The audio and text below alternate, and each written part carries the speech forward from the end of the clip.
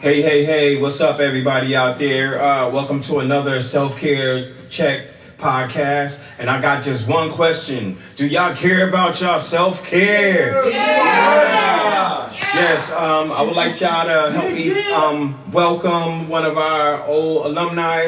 We have Micheal here visiting today. And yeah, we're gonna touch on, well, being that today is September 30th and it's getting that harvest time, we're gonna check in for closures.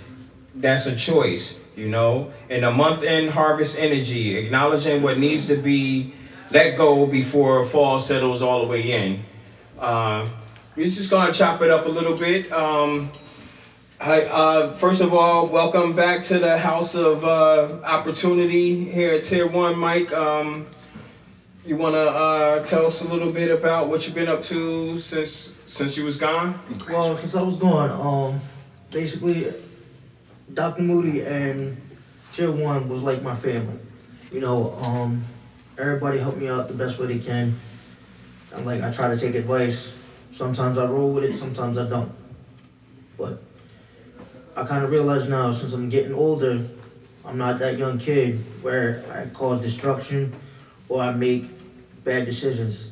I'm trying to stay on the right path, you know. And like I said, Dr. Moody also, shout out to the Good Shepherd, basically. That's where it all started. Basically, I was in an abandoned building for 2 years when I left St. Joe's because I was medically unstable. And the way I left St. Joe's, I slept in an abandoned building, I had to shower differently, stuff like that. I squatted for 90 days. And I didn't like it. It was tough. I couldn't find no other resources, stuff like that. So after that, Pastor came by, rescued me from the abandoned building, and brought me into the Good Shepherd. Okay, so yeah, we all had our little dark realities before getting to this exquisite place here. You know, I know my thing was an isolation thing, you know, growing up in a small family, working in a truck all the time, you know, interacting with people just kind of got away from me until I got here and I was rescued. You know, I was rescued by the family to something like the Waltons type of thing. But we really just trying to you know, probe a little bit to see what brought everybody here, what things we need to let go of, what things we're trying to accomplish, you know, and you know, just for discussion, we're gonna go into the first question, like what relationships, beliefs, or situations do you keep alive even though it seems like it's over? You know, just for food for thought. You got anything? Okay, for relationship-wise, in the past, back in PA, after I moved out here, I was with my baby mom for a year and a half. I was supposed to propose to her, get married. We had a kid at the age, well, I had a son at the age of 19, and she was 26. So she was older than you. You know, well, rocking the cradle, but you know what Cougar. But anyway, like I said, she was a nice girl, you know, just perfect, you know, but my eyes got the best of me, you know, and I was blind, but now I see. And the reason why I seen it was because I had that bad vibe where she cheated on me, and I didn't know about it until I heard from friends and friends and friends, and then I didn't want to believe it, and that's when it all hit me. Yeah, because that love kept you hanging in there. You know, sometimes love could play dirty tricks on people, you know. If one is loving and the other one ain't, it's something very not right going on there, you know. But we're going to kick it out to the audience. Anybody dealing with a relationship, belief, or situation that they keep even though they know they probably should let it go? Yes, me right now. You want to elaborate? Also, I'm from Paterson, from Madison Avenue to East High. But I've been traveling to Canada since I'm 19. And I met a guy from Africa who lived in France and just came to Toronto. Like, I just was just visiting. He was just there. and I stayed in Toronto for 4 months last year. Just kind of clicked, talked, and we were making plans, but long story short, we were talking about getting married and having kids, and he just didn't like me, things about me, like my hair or being stuff that's like normal to Americans, right? So it was very painful, but I'm still trying, like I called him today from private, and I'm still trying to hold on to it, even though I know that, like, if you call me all these things that degraded me, I really shouldn't be going towards it, but you know, it was a good connection, so I'm seeing, but it didn't last long, so I ended it quickly. Even though I ended it, I found myself like reaching out, right? But I have to give myself time to process it, so that's what I'm doing right now. Out there. See two of them, right? Can we repeat that question, brother? The question? Yes, the question is, what relationship, belief, or situation do you keep alive even though it's over? Yeah, man. You know what? With LeBron James and the LA Lakers, man. That's a good one. Because, you know, and plus he ain't letting his hairline go. He need to cut it. And he just need to retire. Because we ain't gonna get another championship. He even had his son on the team. Now I'm thinking he waiting for the junior to get on there. Also, I'm thinking he waiting for his daughter too. But nah, that relationship, because I'm a sports man, I'm a LeBron James fan, so I gotta let that go. He's not gonna get his 6th ring. Thank you for letting me see. I gotta let that out. That's all. Anybody? Oh, we got a hand right there. So. I wanna piggyback on what's your name? Michael. I live to use and you to live. I lived in abandoned buildings myself. That was my comfort zone. I was so stuck, right? See, I made a choice. I didn't have to choose to live the way that I live because I had somewhere to stay, right? I was so scared I was gonna miss something, so I was stuck. Harlem was my everything. I lived for it. It was my lover. It was my everything. But 2022, my last one, I was panhandling. I panhandled $9. Standing in front of the liquor store, cold as anything, in the month of December. Being it was so cold, I took that $9 and seen a person I knew and got me 2 bags. Gotcha. When I got home with them 2 bags, Oh, wow. it was garbage. So I surrendered, Okay. right? Mm-hmm. I asked God, because I said to God, I need help. It's got to be a different way. So I'm coming up on 3 years. Congratulations. But see, like I said, I surrender. Having that new way of life without the use of drugs, it's a wonderful thing. It's a wonderful feeling to have, to be clean. But see, I'm responsible for my recovery. I take it one day at a time. And yes, I'm also grateful for Dr. Moody. If it weren't for Dr. God and Dr. Moody, I wouldn't be sitting in this chair right now.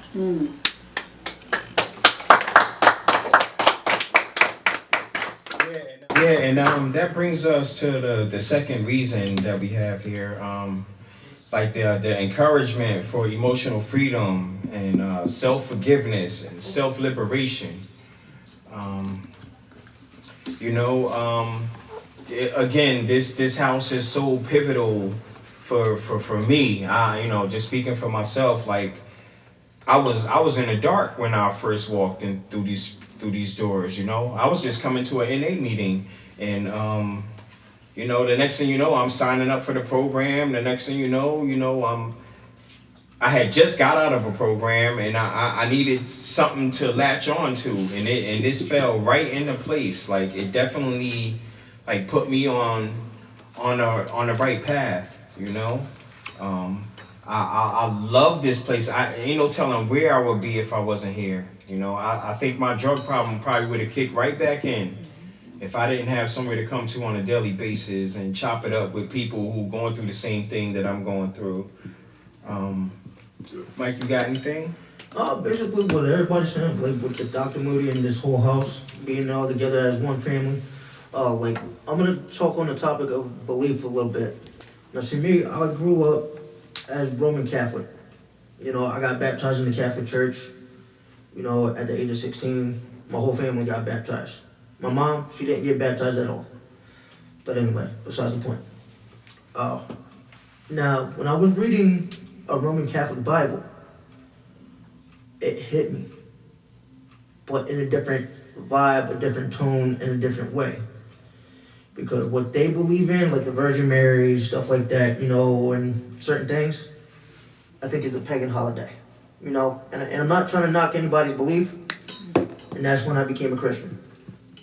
You know, because now I look at Christianity a different point of view, where I could be somebody that I could be somebody where I can learn from different experiences, past life, you know, stuff like that, you know. And what happened to me last night, I dreamt that I was gone, you know, like fully gone off the face of the earth. You know, I woke up, started talking to God, seeing what the next plan was, what the next move was, you know, and he was like, you know what, take a walk. So I got up at 2 in the morning, throw my AirPods in, listening to my phone, and just walking with God. And he's guiding my steps. I don't see him, but I know he's there. Omnipotent.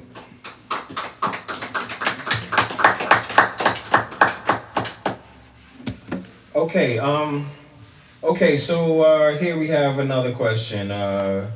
What would happen if you stop waiting for an apology to heal? You know, because we all dealing with some type of emotional thing, or you know, the dark past thing that that really put a dent in this thing called life. You know, because let's just face it, a lot of people don't get that perfect beginning with life. You know. I know a lot of my days, my backside got that leather belt, you know what I mean? For things that I didn't even deserve it. And it, what it did was it put me in a shell. You know what I'm saying? It hindered my curiosity, so to speak. Because I had to stay in this, I had to stay a certain way to stop getting my backside torn up, you know?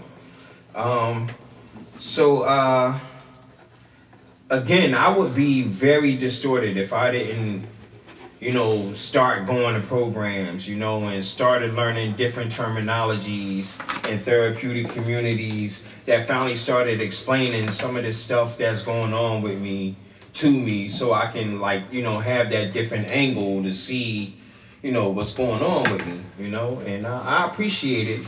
I just wish I could have got it a lot younger. When I was getting a belt, I needed therapy. I needed somebody to talk to me. But we're gonna keep the question out there. What happened if you stop waiting for an apology to heal and just, you know what I'm saying? Like he mentioned, make that religion change, or, you know, let's just call it a higher power thing. You know what I'm saying? Because like, you know, God comes in many different forms. And I truly believe that it's get to him the best way you know how, you know, or get to a higher power the best way you know how. But anyway, the question is again, what would happen if you stop waiting for an apology to heal? Anybody? Got a hand there. You said what would happen if I stopped waiting for an apology? Yeah, stop waiting for an apology to heal. Well, first of all, I can say like growing up as a child in Virginia and being abandoned by my parents, I truly thank God for my grandmother who raised me. However, I never got that forgiveness from my father or my mother. And I used drugs to sedate a lot of pain and stuff, and I end up doing the same thing to my children that was done to me. But I thank God for the step working process, because I was able to, make that amends to my children and ask for their forgiveness and let them know that whatever happened, me leaving, saying I'm coming back, and it had nothing to do with them, and I'm grateful that, I was able to get them together and make that amends. However, my mom died when I was still in active addiction, so I never even got to tell her, that I forgive her. But what I did do is, as I continued to grow in my process and take a look at myself, I was able to go to my mom's grave and let her know that, I loved her and that I forgave her, and because forgiveness is just not about the other person. I needed to do that so that I could be okay, and move on, with my life, because me holding that pain in was not helping. So I had to ask God to help me to let it go, and I was able to do that, go to my mom's grave and go to my father's grave and let them know, like, I forgive them and I love them, and I just kept moving forward. It was just awesome when I had that opportunity to ask forgiveness for my children. They was like, Mommy, we love you, it's all right, so I'm just grateful for that. So I'm glad for that I had that opportunity, because it feels good, because again, forgiveness is for us, so that I can, because I'll be holding it, I had to let it go so that I could move on in my recovery and in my life as a whole, and not beat myself up, because what was done to me had nothing to do with me. Why I was abandoned by my parents, I don't know, but again, I thank God for my grandmother, and I know it had nothing to do with me, so again, I'm just grateful to still be here. I got a question for you though. Basically, I feel what you're saying, because I used to do the same thing when I was younger. Well, my parents didn't abandon me, stuff like that. But the forgiveness that you were talking about, I couldn't forgive people. My dad was a heroin addict. He was a meth head. He did some boxing. He used to steal from my place when I was little. Him and my mom got a divorce, and it just hits me the way you said forgiveness. It's better to forgive than to forget. Because the more you hold on to that, is the way it's gonna hurt you on the inside. You can't keep everything quiet. You gotta speak about it. You can't just bottle it up, because all the time you bottle something up, you're gonna turn into a monster. And that monster will get fed every single day. And once that monster explodes, it's over. And it makes me want to think, you just hit me on a rough topic, and I appreciate that. Yeah, Connie, I like the way you explained that forgiving thing, because what happens is, if you don't forgive, it turns into resentment. And once resentment kicks in, resentment is like a lifetime of hate.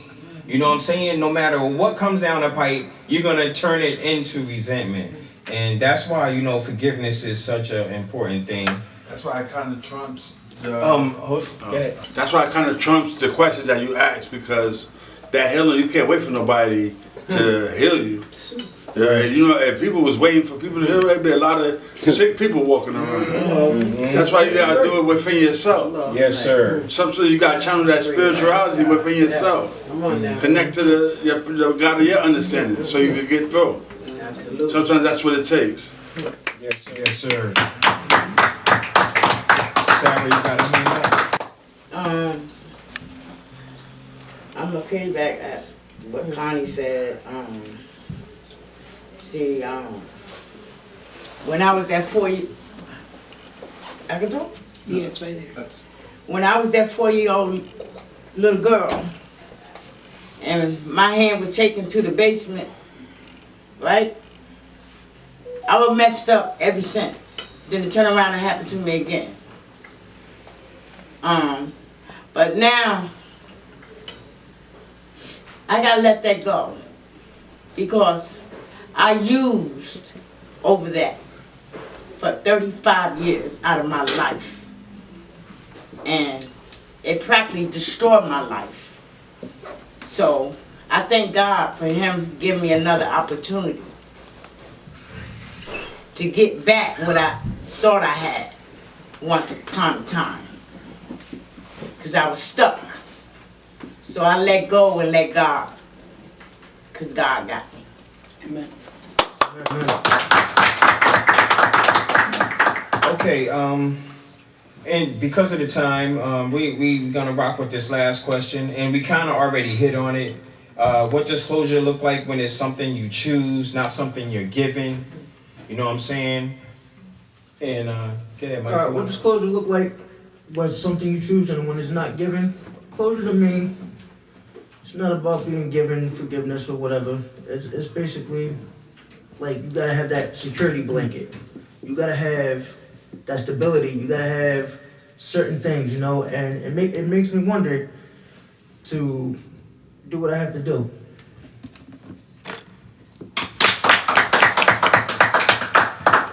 Go ahead, Jesse. I think closure is freedom for oneself. Because closure for me is different from closure for you. Exactly. So my closure is different. So I think it's freedom for each individual. Anybody else? To me, it's letting go, right? Even though maybe feel like I need that conversation, that last talk like this, tell me why, right? What happened, why? But even though you're not giving me that or that apology, that explanation, but I'm choosing to forgive you and move on with my life and still have love for you, right? But I'm not going to chase that apology or that last conversation. I'm not chasing it. I know one thing's for sure. There's no awareness like self-awareness. You know what I mean? Once you are relieving yourself from those dirty, dark, I don't know, situations that occurred. Once you can do that for yourself, you're on the right path. But I got just one question for y'all. Do y'all care about y'all self-care? Yeah!